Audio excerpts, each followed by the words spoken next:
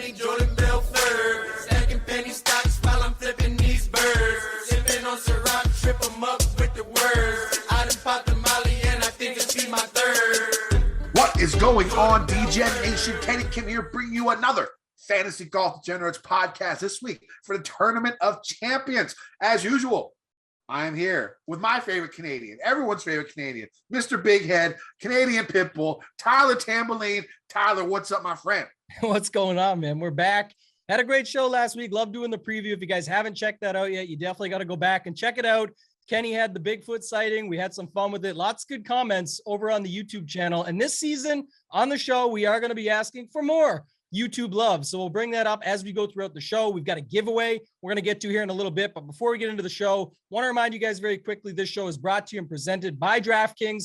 Got a very good offer from DraftKings later on that we'll present to you, of course. And then also want to remind you of our friends over at Fantasy Golf National. Get on over there, Fantasy National Golf Club. You can use the promo code FGD. Get yourself 20% off any subscription. So you can check it out for the season. Now's the time to hop back in. Kenny, what else do you got to talk to us about this week? Because we got no recap.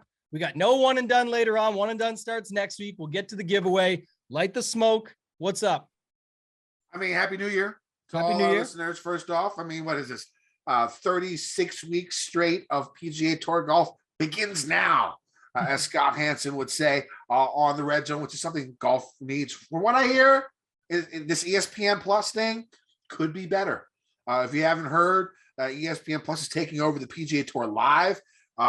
Supposed to have a lot more stuff in the morning, like a regular camera feed that goes to all the different golfers on the course, featured groups, other types of groups, holes. It should be better. Maybe there's more golf watching in our future. Always helps with the gambling aspect as well. I was looking forward to that for this New Year's. Actually, you know what? New Year's is the worst, personally, in my opinion. It's the worst holiday, and everyone says they're going to do some crazy shit to resolutions. Fuck resolutions. I mean, just does anyone really ever do them? I tried to do them for years, and now I was just like, fuck it. So New Year's Day, the first thing I did, I ordered $50 worth of Arby's, ate like 6 roast beef and cheddars. It was delicious. I'm smoking. I'm drinking. I killed a half gallon this weekend. I'm still hurt. I'm really glad I didn't have to work today because we got a foot of snow here in DC. It was 70 degrees yesterday in DC, and today we got a foot of snow. So that's how it works where I live. It's the worst. New Year's is horrible. The parties are awful. It's all amateur hour when you go out. You know, now one thing I did enjoy about New Year's was the shows. The CNN show. I saw this on Twitter. When you watch CNN New Year's Eve, you know, these guys talk news. They're serious every day, no matter what you think about the politics involved in there. You know, and then on New Year's Eve, everybody in the whole staff just gets blackout drunk on TV. It was great. Andy Cohen was hilarious. These guys were wasted on TV. You know me, I respect that. You know, getting wasted on TV or on YouTube. Sort of my thing, you know. Even though I can't really do it as much as I'd like to. I did it on the PGA Draft show, which is another show you need to check out on Mayo Media Network. We had a good time with that one. I took about 12 shots of fucking rum or Crown Royal in that show. But you gradually tell like the level of drunkenness is gradually seeping upwards as the show went on. But the New Year sucks. It's the worst holiday. I hate it. The only thing good about it is since I'm Korean, we do this thing where we travel to all of our relatives' house. We bow and we tell them, you know, have a happy, healthy New Year, and they just give you envelopes of money.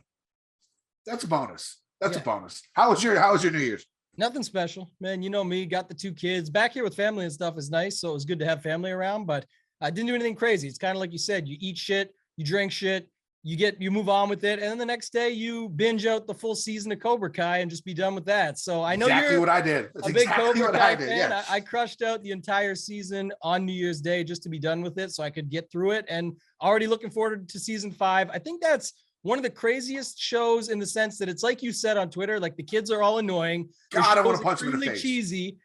But if you have any type of Karate Kid love or nostalgia or anything, the fact that they literally bring back everybody from the show, from the movies back in the day, everyone almost, and there's more to come from what I can tell for the new ones. I guess that's where it comes from for me. It was a great movie way back in the day, one that my dad put me onto, and I just loved it growing up. So anytime it's on, I always watch it. I didn't like Karate Kid 3. 1 and 2 were great though, but this one in season 4 had some Karate Kid 3 nostalgia. So again, that's kind of why I watch it, Kenny, but you were talking about it on Twitter, so I thought I'd bring that up. I mean, if you think about the show, what that show does, the characters aren't one-dimensional, which is what I enjoy.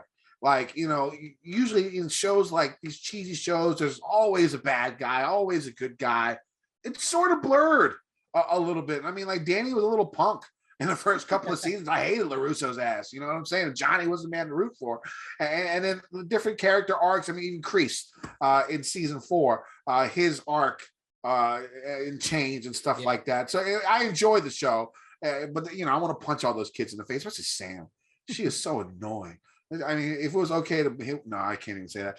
I mean, like, it's just, she's extremely annoying. Extremely annoying. It's a very cheesy show. I said to my wife, if I was a LaRusso, so my parents growing up, they disciplined me. They hit my ass. That's just the way it was back in the day. You got hit. I mean, that was a normal thing. Nowadays, you can't do that shit no more.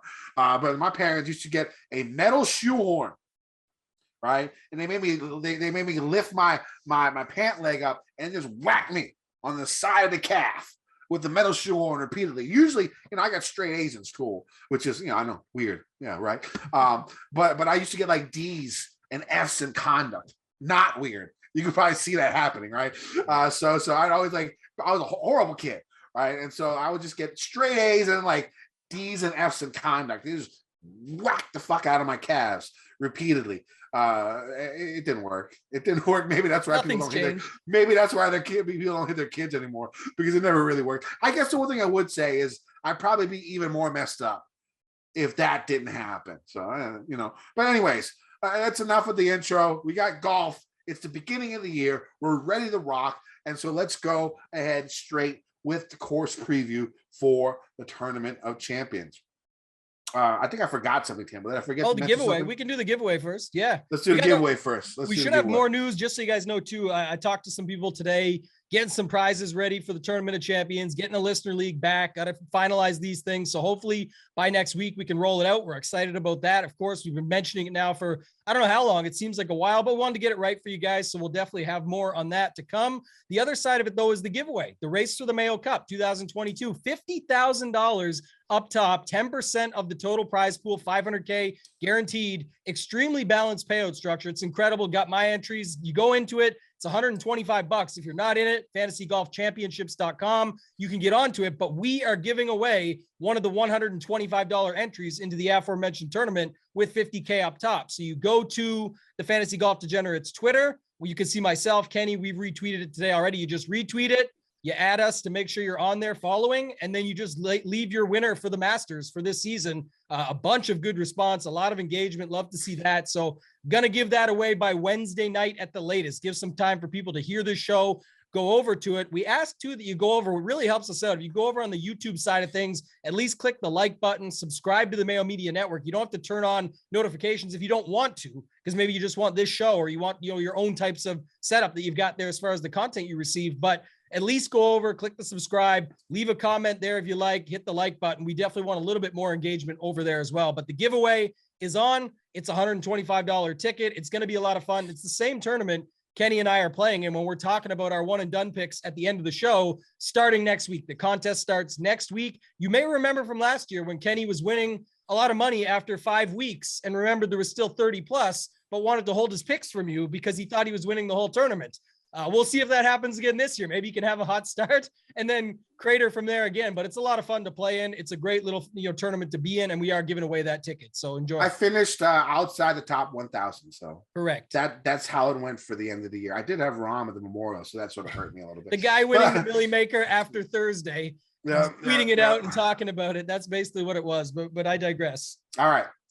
So let's get to this week. after a month, it seems like forever, but nowadays after doing this for so long, it went by quick. The PGA Tour back, Sentry Tournament of Champions. You guys know what the deal is. All the winners from last year and Xander Schauffele, I guess because he won the Olympics. Of course, no cut event. So they'll play all 72 unless there's a withdrawal. This is the time where you can, duplicate lineups are going to happen. So you want to think about maybe leaving some cash on the table or playing that ownership game when it comes down to it, especially when it comes up top. And we'll talk about that once we get to the golfers. Weather, always a factor. Most always a factor. Last year it wasn't. It was pretty nice last year. And that's why you saw the scores at -25 as the winner for Harris English. The wind, I don't think it's going to be that strong, but they have had a lot of rain the last month in Kapalua. It's it's going to be pretty soggy would be my guess there. So the ball's not going to have that rollout, but the green should be really soft. It should be pin seeking. I'm thinking low scores. Once again, something similar to last year, 20 under or above is going to win. A couple of things before we get to the course. 11 of the last 13 winners here played some type of golf in December, either Hero or the QBE or the Aussie Open. They've all played. 11 of the last 13 winners have played golf in December. 5 of the last 6 winners had either won a FedEx Cup playoff event or a fall event. The previous year, that's from Jeff Ulrich at the Fantasy Grind.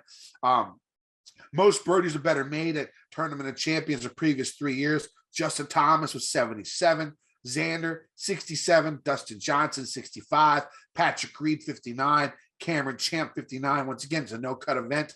Birdies are king. You need those birdies. That's from Justin Red. All right, so let's get to these to this course. The Plantation Course at Kapalua, 7,600 yard, par 73, 4 par 5s, only 3 par 3s. The course is unlike really any other course you're going to see on the tour, built on the side of a mountain near the coast. Lots of elevation changes. The course is not that long as yardage suggests because, once again, there's only 3 par 3s and the elevation changes. I would say it's around a 7,100 yard course. Typical is what you're going to judge it on. At first glance, you would think that bombers would do well, but KJ Choi, Graham McDowell, and Xander Schauffele have the course record at 62. Graham and KJ, not the longest guys on tour. English won last year, not the longest guy on tour. I'd say iron play, especially inside of 150 yards, is more important than bombing. 40%, almost 40% of all approach shots are inside 150 or outside, and then another 40% are outside 200 yards. So short irons, long irons, going to be important. Most of them are going to be in that range for the approaches this year. The course went through some renovations. I don't think it's changed the course that much. 2 years ago, it did, but the greens are a little bit more bouncy, a little bit more first hop on the greens. Because they resodded all the greens. And there was a lot of wind, and the winning score that year was -14. But last year, it was basically pin seeking. Once again, winning score -25. I think that's what we're going to see again. I think the greens grew in. I don't think you have to worry about the firm greens like we did a couple of years ago. Now, off the tee, golfers are going to see huge fairways.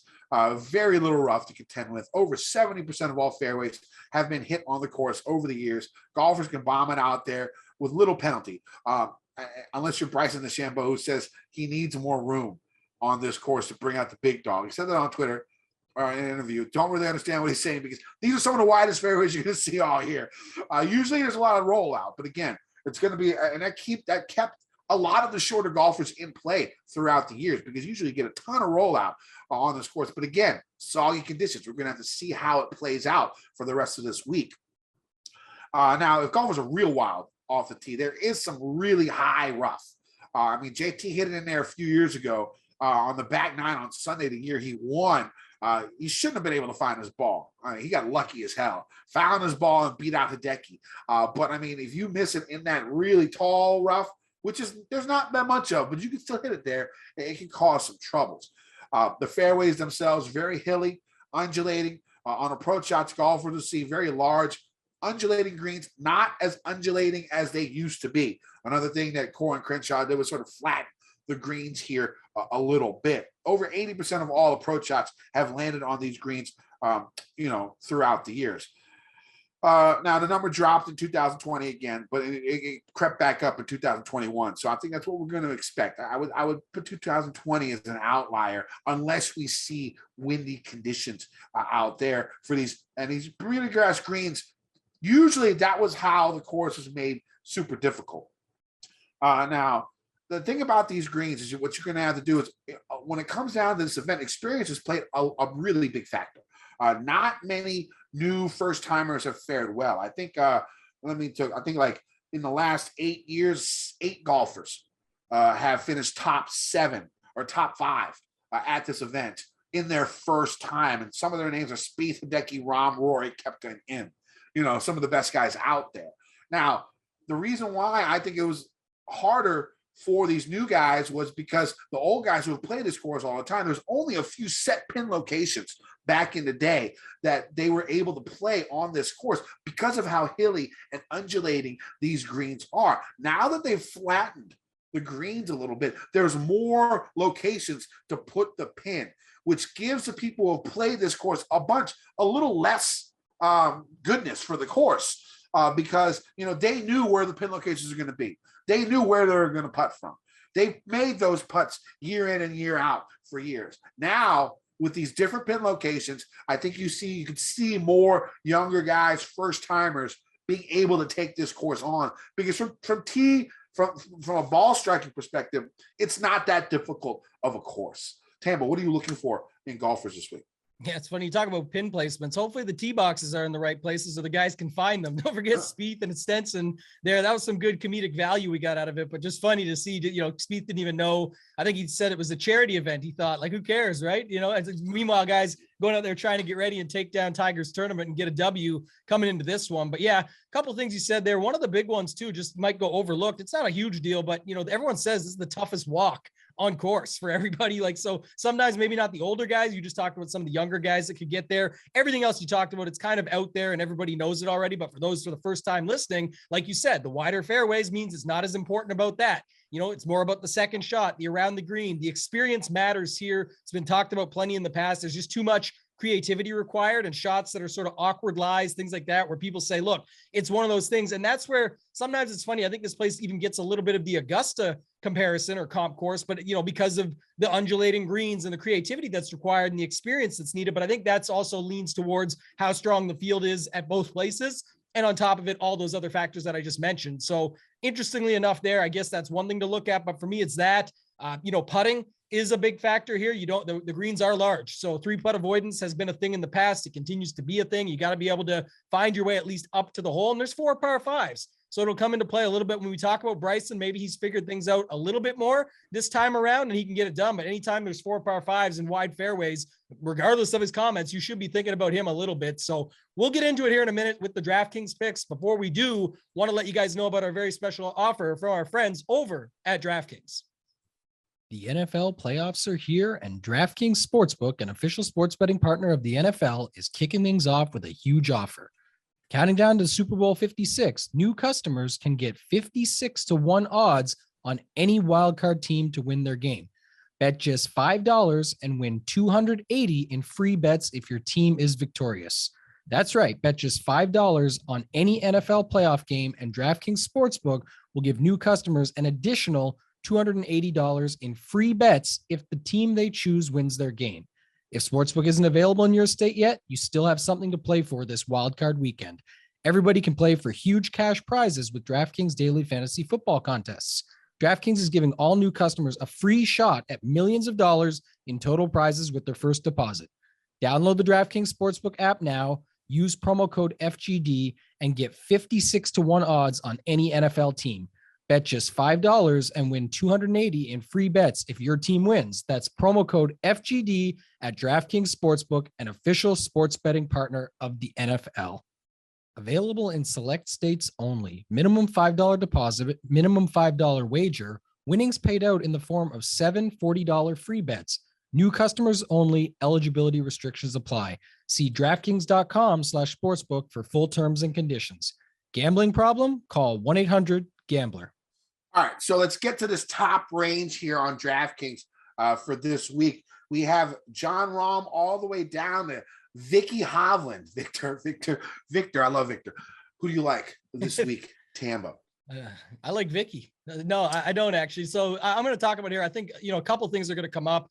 Ownership is going to be a big factor. You talked strategy wise a little bit earlier. Tournament like this, definitely find a lot of duplicates. So you can look at leaving some money on the table. You can look at getting off the tier. Like, for example, in this top tier, I know some people always take this the wrong way, but we have quite a bit of conviction when we do the show, Kenny. But I think when you look at it too, there is decisions that get made after the fact. It's definitely a first look. It's something like this. Ownership, like I said, it matters even more. It's only a 39-man field. You can cross some of the guys at the bottom off, at least in my opinion. But you look at the top. I was saying to somebody today, Rahm Hovland is the same price as Morikawa Bryson. Who do you pick from those two? Just throw it to you real quick. Rahm Hovland or Morikawa Bryson? If you could only pick one, of course you could play both sets of the lineup, but who would you pick if you had to? I would pick Morikawa Bryson. See, I think I would too, but I think the general public would fit Rahm and Hovland. Just look at what Hovland's doing, coming off 2 wins, another coastal track. The game is strong. Everything looks good there. Rahm, no matter what, I know there's going to be conversation or a story to tell for every guy in this top tier this week, where you got Morikawa is obviously chasing down the world #1. He's got to finish, I believe it's second or better, and Rahm has to finish third or worse, and he picks up #1. JT, there's going to be a lot of talk about him because think about it. He's won here twice. He's looked pretty good in other times he's come out here. And then you see the Daniel Rappaport tweet. We always bring our boy Daniel Rappaport up. Comes out today, says Rahm, JT, Spieth, been here over the new year, basically stayed through. They said JT shot a 61 the other day on some course over there. So, I mean, we saw him at, the father-son event. We've seen him in other events out there where he's putting up numbers and you're just seeing him playing well. So I think that's going to be a conversation. And then Bryson, we already talked about. But for me, right now, the way I'm leaning, Kenny, is Morikawa and Bryson based on that 2v2 example. I think they'll come in with a little less ownership. Rahm, is always, he's #1 in the world for a reason. Love his game too. Can't play everybody, I guess, or you don't have to play everybody. I prefer to go with Morikawa, chasing it down. And then Bryson, just for the fact that if some don't want to play him, usually they don't, can bomb it out here. Maybe he's got things together a little bit with the rest of his game. He's always got upside in a no-cut event with 4 par 5s per day that he can play. So I'm definitely going to lean that way with those two. JT, I love. I'm bullish on him. If you guys watched the season preview, I talked about him for player of the year, money of the, money winnings, all these factors, repeating at the Players, maybe winning the Masters. I've got everything going with it. But when you bring up all the narratives, the bones in the bag, the former wins here, if that tweet gets around like it always seems to do with the 61s, or always seems to get around, you see that with the 61 on it, people may go there. And I think if he picks up a lot of ownership, it's hard to say, like, look at Morikawa. He's basically been doing the same thing JT's been doing in the same form. Obviously blew the lead at the Hero, which usually has a little bit of correlation, more so just because it's the most recent event they play coming in here. But he blew it on Sunday after the 5-stroke lead, ended up coming just 1 spot, I believe, on the leaderboard ahead of JT. And then you look at it from that factor, but he also just won a big event before, the DP Tour in Dubai. We had a couple big turns of events just before that where his form is just as good or better. So I don't know, with him being squeezed between Rahm or JT, I think Morikawa could be a really good player this week. And then I'm definitely going to take the upside of Bryson over the 4 days. Yeah, here's the thing. When it comes to lineup construction, I'm not the biggest fan of the 9K is small. There's only 3 guys in there. I'm not even sure going to play any of them. 8K, there's a couple guys in the lower end that I like, but I like a lot of the guys in the 7K range. So I think I'm going to start with 3 guys up here. And I think you sort of buried the lead there. It's going to be Justin Thomas, Morikawa, and Bryson for me. And if I had to put those in order, I don't know, JT and Morikawa, A1 and AB, and then Bryson would be below them. I'm thinking I'll probably have Bryson, I probably have Morikawa and Justin Thomas in about 75 to 80% of my lineups this week, either combined or just one of those guys in. And I think that's the way it's going to go for me. I mean, you can make arguments for anybody here. Of course, Rahm, #1 player in the world, Morikawa, really good form coming in there, might be the best player in the world at the moment in time. Justin Thomas, most birdies here over the last 3 years. Bryson, just hits a long way, 4 par 5s. This seems like something that the type of course that he should be able to open up and pound. And the one thing about Bryson, the thing about it is his iron game has been much maligned throughout the year. Recently, it's improved. It has gotten a lot better, especially his long iron play. He doesn't use it that often, Maybe that's why the stats are a little bit skewed. But in the last 50 rounds, Bryson's first in proximity from 200 yards plus. He's also ninth in proximity from 125 to 150 in this field in the last 50 rounds. So you can see that gradual improvement that he's had with those irons, especially, everyone talks about his shorter irons need to be better. If his shorter irons are really good, I mean, he would almost be unbeatable, just on certain types of courses like this one. And I don't know. I think you could see him do pretty well. And he's had a few top 10s here, maybe even a top 5 here in the past. So those are the 3 guys I'm going with up top. Hovland, it's really hard to win 3 events in a row. I mean, the last person to do it, Dustin Johnson? Like, I think maybe like a long time. I don't know. It's been a while. It was DJ. I think it was. Yeah. I read that today. And it's funny because they always compare even their swing. You've seen guys post the swing videos where there's, side by side and the way they bow their hands at the top. It looks very similar. So Hovland almost could fulfill that. But I just, like you said, it's hard to win. I also want to go back and watch there was the Rick Gaiman interview he did with Hovland, which is funny now because ever since that interview, Hovland's won every event, which is 2. Yeah. But he did say something in there. I remember about a bunch of travel. I thought it was over Christmas and New Year's and going back to Norway and coming back and doing all this. So it seems like a lot. And why does he, everybody wants to win. He's going to want to win 3 in a row, but it's all narrative based. We're making stuff up, but you're going to be able to do that for every guy on the board this week. That to me would still be something where, yes, he just won 2. He's hot in recent form,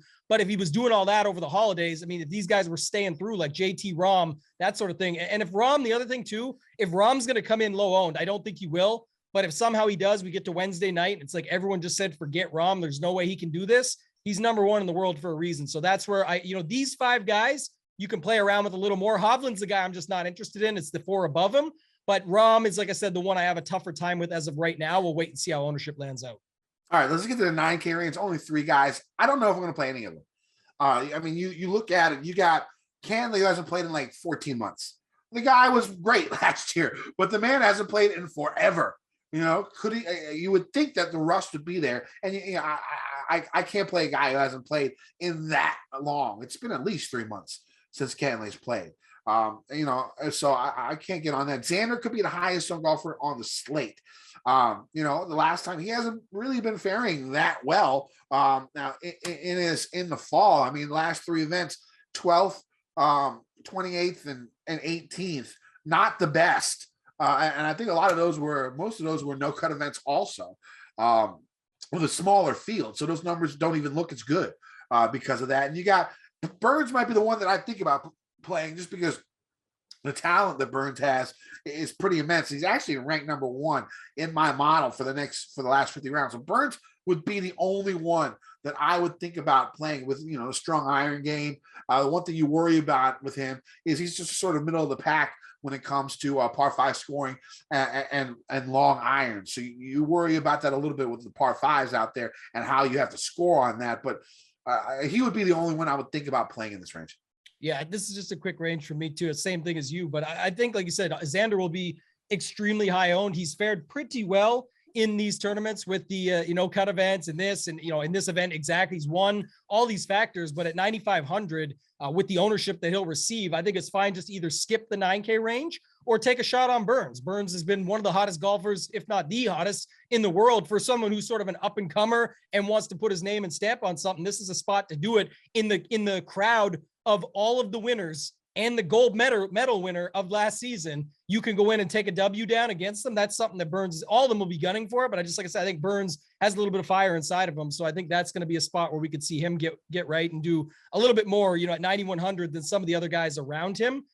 Going into the 8K range, this is where I, have a tough time, Kenny. I'll flip it to you, but it's a lot of the same situation or the same conversation of some of those guys we just talked about. You talked about Cantlay. Well, what about, Decky, Brooks? The bottom's okay, I guess, but those are 2 of the bigger names. And then from there, you've got some other names I do like: Berger, Smith, Im, Answer, Tony Finau. What are your thoughts here on this 8K range? Smith and Im are going to be my 2 plays. I'll probably play more than that. But my top 2 guys in this range are going to be Cam Smith and Sung J M. You think about Cam, he's the best putter in this field. And he's also really good with his shorter irons. Those are, 2 extremely important parts of Kapalua when it comes down to previous winners. And the thing is, he's, top 10 in par 5 scoring. in this field in the last 50 rounds as well.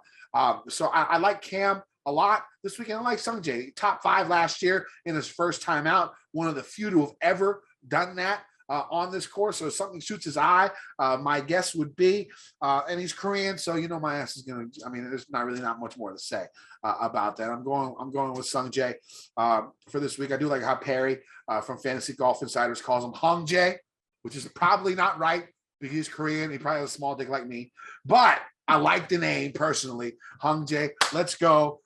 Those 2 guys are going to be my 2 guys that I enjoy that I'm going to play this week. You kill me. I love that name, actually, Hung Jae. That's a great nickname. I apologize before. I said get right spot for Sam Burns. Obviously, doesn't need to get right in any way, shape, or form. What I meant was a statement spot beyond what he's already done. The time to do it is at a spot like this in front of all the best in the world, where you're making the statement that it wasn't just these events or those wins. It's this. I'm doing it in front of everybody now. So that's what I could see happening there with him. Going into this 8K range, though, I like him. The funny part is the names you've brought up, Kenny. So JT, Smith, and Answer. That's number 2, 3, and 4 at the November Masters when Dustin Johnson won. If you remember the low scoring Masters, similar, maybe some takeaways there, the guys that you like, but that's the guys that finished 2nd, 3rd, and 4th at the November Masters that year. So could make some sense. Unfortunately, we don't have DJ or Rory here. They rounded out the top 5, but I like a couple of the same guys. I like him. I like Finau actually at 8K down below. So another thing I didn't mention off top when you asked what I'm looking for, everyone's looking for the same thing. Winners, we're all trying to find them. But the one thing I would say is you got to be a little bit subjective when coming to this stuff here. All the data, all the strokes gained, all the narratives you want. At the end of the day, you're still going to have to take some bets on some talent. And when we get to 7,900, you got to think people are going to go to Reed here. I know I bet him today. We'll get to that later. It makes a lot of sense. The course horse, everything. But we talked about this. Finau and Answer are right above him. They both finally got their W's that we were waiting for. Finau's the one with sort of to crack the seal on the original Puerto Rico Open, did it in a playoff event. Answer got his first in a WGC, big boy events, strong fields, things like that, shorter fields in both cases, actually a little bit. So it's similar thing here. And I definitely think those 2 could show out. I like Smith. I like Answer, but the guy I like most is Daniel Berger. I just think that's something that'll go overlooked. The guy, it's been talked about. Actually, speaking to Rick Damon earlier, he brought it up this week in one of his videos. I saw it talking about weighted average. You and I have been talking about this a lot on the show in the past about we've talked about with Berger, with Adam Scott, with Sergio, with certain guys where you may forget that while they always come in 20th and you think that's bad because they're not winning or coming top 10, it's because they're only playing in the best fields in the entire world, and that matters. And so when Berger's priced down here at 8,400, it's maybe about right, but I think he's the guy I'd take a bigger shot on because he's playing in the tournament with names like this all the time, but you're pricing him as if he doesn't in a sense or in a way. The other thing, where did Berger get his W? AT&T Pro-Am, Coastal Course, out there, lower scoring, the easier version, kind of like what we're seeing here this week. So I think Berger, on top of the stats, doesn't 3-putt very often, good around the greens, things like that, where you can be creative still. He's been in the mix in tournaments with Jordan Spieth in the same places, even the playoff, the one where you remember way back at the St. Jude, where, Spieth drained it from the bunker and got the big chest bump there and threw the rake. Michael Geller, all these factors where Berger, I think, can make a lot of sense and show up. And people just, for some reason, oftentimes don't like to play him. So I really like Berger this week at 8,400 in that 8K range. Let's move to the 7K range. The easy one's going to be Reed. I'm going to play him. I'm going to bet him. The guy plays this course well. Again, the motivation is going to be there for Patrick because he's probably never going to be a captain's pick again on any team competition. He's got to make the top 5, top 6, wherever it is to get there. And I think that's going to be one of his big goals after being snubbed last year. So I expect a huge season from Patrick Reed, my second pick in the PGA picks that we did with Mayo and all the guys. Again, go watch that show. It was funny. And lots of info out there. I like Leishman a lot. Pretty good fall. Decent, course history here. A couple of top 7s here in the past. Again, another solid putter. I like Leishman at this course. I like the way his game is trending up. He sort of had a valley last year, but it looks like it's coming back up. And at this price, 7,500, I think it's way worth it. I think he can win this event. I bet him also this week. So those are the 2 guys that I'll be focusing on the 7K range. Yeah, there's a few guys, like you said, the Reed one, I'll wait and see if he's going to be 30% owned. I can just find somebody else here. I get the motivation. I understand that he wants to come out and do his thing. He's been playing pretty good golf when he has played as well. And I think like the biggest factor you said, but there's lots of other ways you can get around it. If you go underneath him, there are a couple guys, Kokrak, Definitely like him. I think if you just look at his stats across the board, they all line up, makes a lot of birdies, good from 200 plus, doesn't three putt very often. Like he can at least get it up there. And then with the 4 par 5s, his length will come in handy as well. Taylor Gooch, to me, I've said this all last season. It hasn't quite played out yet because Sam Burns won, but I said Sam Burns Jr., right? Sam Burns light, if you will, where he's basically the same thing, same player going out doing his thing, just hasn't got those W's yet. But talk about playing a lot, the recent form, game in check, great stats across the board. And funny enough, you talked about Sam Burns being in the number 1 spot on your model on Fantasy National over the last 50. Not far back. I got him in 4th, Taylor Gooch. So it's, again, very similar. Think about their skill set and type. I think they make a lot of sense. Or, like I always say, if you don't want to play Sam Burns or a 9K guy, you could just leave some money on the table and try out Gooch for a little bit less and just make your lineup unique that way. Maybe it's your best Sam Burns lineup, drop down to Gooch and take a shot in a tournament like this just to see. If you're scared to leave that one or you got FOMO, just play both of them. Play the Sam Burns lineup you love and then make it again and take out Sam Burns and put Gooch. Very similar game set when they talk about things that, and then like that. And then lastly, for me, I always have a little bit of love for Billy Ho. I think the course might be a little bit too long, might go a little too low, but again, I don't need him to win. I'm not betting on him to win this tournament. I'm playing a guy at 7,000 that I think can get into the mix, can get to, 15, 18 under. If we see 20 to 25 under, he could be there. You never know. And Billy Ho can always get hot at the right time, make a few putts, Bermuda, everything that he's got going for him. I think he's a good play as well here at 7,000 even. That'll go a little bit overlooked at least. 6K.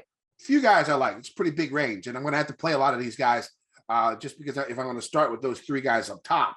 It could be one of those days where I have to put 2 guys up here, and 2 guys that I enjoy that I would like to play up here would be Cameron Champ and Max Homa.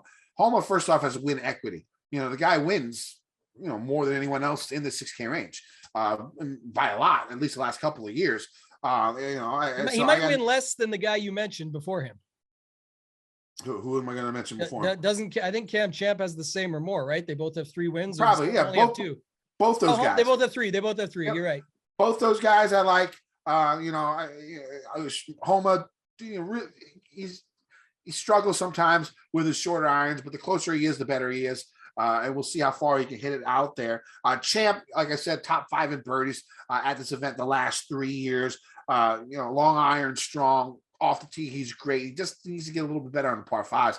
The thing about Champ here is, if he can avoid the big numbers, which he's had a lot of here in the past, he can, be a top 5, top 10 guy in this event. So if he can somehow get rid of those larger numbers, I think he's great because, when it comes to DraftKings, you want birdies. And this guy has some of the most on this course. Another guy I like, Cameron Davis. Easy course guy is what I sort of get the vibe for Cameron Davis. When he plays easier courses, when there's a lot of birdies, when it's wide open, when there's not a lot of trouble, I think he can come in and do his thing. So I like Cam Davis a lot in this range. There's a couple other guys, but go ahead. Who do you like? Yeah, I like a few down here, and I think it just, speaks to it as well. We didn't talk a lot about this off the top, but I most certainly like the Stars and Scrubs. You sort of hinted at it when you said you don't like anyone in the 9K. You're not very high on guys in the 8K. So Stars and Scrubs should be popular, and usually for good reason. At a tournament like this, no cut, a lot of points out there to be had. A guy like you mentioned, like a Cam Champ, even Cam Champ, Max Homa, I find them very similar. I like both this week, like your point, but they're the guys that, they may finish 23rd in the tournament, but finish in the top 15 in scoring or better, even in some cases, can make eagles, things like that. So definitely looking at a lot of guys down here to mix into the group. That would be 2 of them. The guy I like the most, so Kenny, you mentioned one of them, but I'll name the other one first. Seamus Power. We talked about him a lot. I think he's severely underpriced, and people say, well, he doesn't win. Like we just said, Homa and Champ have 3 wins. He's got 1. Kind of different. Like I think if you look at all around game, total, from tee to green, right out, the irons, the around the green, the putting, all of that is there. Got his W pretty quickly out on the PGA Tour. Always had showed up over in Euro, can score well, and now he's got his full membership, everything like that. So I think he's a guy to look at here at 6,600. Could get a little bit popular, to be honest, based on models and stats and things that people are going to see. So that's fine with me. I think he's the play down here that I like no matter what. The other guy you mentioned is Cam Davis. We talk about him plenty on the show in the past years, just scoring. He's the guy that just is the exact example of what I just mentioned, where you're going to see him finish 20th, but he's going to be in like 12th in scoring because just the way he does it. And then you got to remember too, a lot of the times Cam Davis has disappointed people is tough courses where he was missing a putt for par or birdie that he needed to make the cut. That's what people will remember at the courses where you can go low. He's done very well. He doesn't 3-putt a lot. He's able to at least get it up there. So if he can get it for eagle putt, come up just short, make the birdie, those will all start adding up. And what if some of those eagles, 1 or 2 drop? So I like that. And the last guy really for me, Kenny, I guess a couple flyers. One, Lucas Herbert. This guy, 2 wins over on the Euro Tour, came over, I believe it was his 3rd start, got the W on the PGA Tour. I believe it was Bermuda, but either way, the thing is, you just think about him as a gamer coming out doing that. Obviously 3 wins in 1 year. I don't care what type of field strength or tours or anything like that. It's hard to do. We've seen it plenty of times, talked about it with guys that we're not talking about this week, like Mito Pereira or, Cameron Johnson, the guys like this that we're watching, Cameron Young, that we're watching over on the tour, NBA on the mind right now, out on the Corn Ferry Tour, getting these W's. It's tough to do. Same thing here with European Tour. And then definitely, how hard it is to win on the PGA Tour, anyone who follows it like we do. So I think if you look at it from that perspective, he makes a lot of sense. Don't expect him to win, but at that price tag. And then the last guy, read enough on it today just to think it through a couple times out, Matt Jones. Just, never really did anything wrong at courses that he played at, has some of the same course comps out there. He's 6,000 even down at the bottom. I, again, don't expect him to win, but could he top 10 and surprise you? Absolutely. When he got his win last year, the reason he's here, it most certainly surprised some people, and he played some pretty good golf with that being said. So I do think he's a good play down at 6,000 as well, if you need to go down that far. I like Herbert and Jones too. Herbert, he's the best par 5 scorer. In the 6K range. Also, his big weakness is driving off the tee. And it's wide fairways, so you won't see that be too big of a problem for him. I like him also a lot this week. All right, let's get to our bets. All right, my bet card this week consists of 4 dudes. I'm going to start off with Morikawa at 10-1. I would either go to Morikawa or JT. I can't bet both. I'm going to bet one. I'm going Morikawa 10-1. And these are all from DraftKings Sportsbook. There are some better odds out there, so you might want to line shop, but I'm just going DraftKings Sportsbook since they pay our bills. So next is going to be Patrick Reed, 28-1, Mark Leishman, 30-1, and Cam Champ, 80-1. Those are going to be my 4 bets for this week. Yeah, I like them. I've got only 3, but I really have 4. I'll tell the truth, because Ryan Baroff texted me today and told me I got to bet Stewie Sink. I think it's a horrible bet, but at 200-1 with the top 5 each way, I said, fine, I'll do it. But the guys that I really liked, I mentioned it off the top, Daniel Berger, 24-1. Love that bet this week. Like I said, I think he could really line up here well. I think he can definitely go out and win. I've got the Reed with you at 28-1. And then my guy at 80-1 is Seamus Power. So I know you said Cam Champ there. I like Power. Like I said, I wish I could get 100-1, but at 80-1, I'm not going to be shy about it at that. And I still have it with the top 5 each way. So that's my card this week. Just 4 bets total, Kenny. All right. Well, you can find me on Twitter at KendoVT. You can find my article on gupscorner.com. It's up already. Probably, I think I sent it. And it has my course preview. It'll have, cash game cornerstones once they come out starting next week. My favorite single GPP play in every price range. Final betting card stuff changes sometimes by Wednesday. So make sure you check that out. Make sure you check out all the stuff on Mayo Media Network as well. All the stuff that we've done, our episode from last week, our season preview show. Take a peek at that. Some laughs and some good info out there. It's not just the Bigfoot sighting story. There's some definitely good golf info out there. We pick who we think is going to win the majors, who the money list, up and comers. So it's going to be a good show. Make sure you check that out. Yeah, definitely do that, like Kenny said, because it's not this event, guys. It's not an all-star game by any means. It's all the winners from last year. It's awesome. Golf is back. We love it. 39-man field, though. There's a lot of guys we talked about on that show last week that are still going to be very relevant starting next week and beyond. So not just what's going on in the world of golf this week. You guys know where to find me on Twitter at @ToeTagAndTambo. Hit me up there if you got any questions. And then, of course, over at runpuresports.com, you can use promo code DGEN50. That's DEGEN50. Get yourself 50% off your first month. Check things out. Hop into the Discord. Got every sport going on for one price. And then, of course, all the PGA content of myself upcoming for the season. So don't forget that. Don't forget about the giveaway. We talked about it. Head on over to the Fantasy Golf Degenerates Twitter, or mine or Kenny's that we just talked about. Add us. Go find that tweet. Retweet it. Add us on that channel as well. And then make sure that you're leaving your winner for the Masters. We are going to give away that ticket on Wednesday night. All right. It's a brand new year. We're looking forward to it. 36 straight weeks of golf begins now. Don't sue me, Scott Hansen. Let's win some motherfucking money. Degen Nation. I've been getting dirty money, Jordan Belfort. Stacking penny stocks while I'm flipping these birds. Sipping on Ciroc, trip 'em up